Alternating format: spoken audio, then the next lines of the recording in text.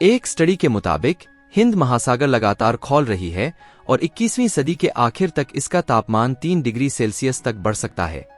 सिर्फ सतह ही नहीं बल्कि 2 किलोमीटर नीचे तक पानी गर्म हो रहा है। अध्ययन में कहा गया है कि लगातार बढ़ रही गर्मी की मात्रा परमाणु बम विस्फोट की गर्मी के बराबर होगी। तो दोस्तों, स्वागत है आपका आज के इस वीडियो में। दोस्तों, क्या आपको पता है हिंद महासागर लगातार गर्म हो रहा है और इसका पर्यावरण पर गंभीर असर पड़ने वाला है। वैज्ञानिकों ने एक नए शोध में ये दावा किया है। अध्ययन के मुताबिक साल 2020 और 2100 के बीच हिंद महासागर की समुद्री सतह के तापमान में 1.4 डिग्री सेल्सियस से 3 डिग्री सेल्सियस तक वृद्धि होने की उम्मीद है, जो चक्रवात में तेजी लाएगा, मानसून को प्रभावित करेगा और समुद्र के जल स्तर में वृद्धि करेगा। एक नए अध्ययन में यह दावा किया गया है। यह अध्ययन पुणे स्थित भारतीय उष्णदेशीय मौसम विज्ञान संस्थान IITM के जलवायु वैज्ञानिक रॉक्सी मैथ्यू कोल के नेतृत्व में किया गया।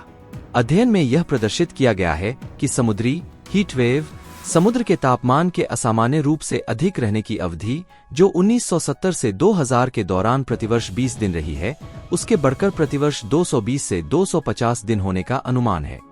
इसके चलते उष्णकटिबंधीय हिंद महासागर 21वीं सदी के अंत तक स्थायी हीट वेव स्थिति के करीब पहुंच जाएगा। समुद्री हीट वेव के कारण मूंगों का रंग खत्म हो जाता है, समुद्री घास नष्ट हो जाती है और जलीय पारिस्थितिकी को नुकसान पहुंचता है।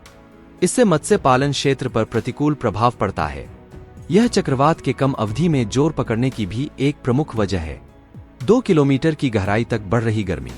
उष्णकटिबंधीय हिंद महासागर के लिए भविष्य के पूर्वानुमान शीर्षक वाले अध्ययन के अनुसार हिंद महासागर के जल का तेजी से गर्म होना केवल इसके सतह तक सीमित नहीं है। हिंद महासागर में ऊष्मा की मात्रा सतह से 2000 मीटर की गहराई तक वर्तमान में 4.5 जेटाजूल प्रति दशक की दर से बढ़ रही है और इसमें भविष्य में 16 से 22 जेटाजूल प्रति दशक की दर से वृद्धि होने का अनुमान है। कोल ने कहा कि ऊष्मा की मात्रा में भविष्य में होने वाली वृद्धि एक परमाणु बम हिरोशिमा में हुए विस्फोट से उत्पन्न होने वाली ऊर्जा के समान होगा।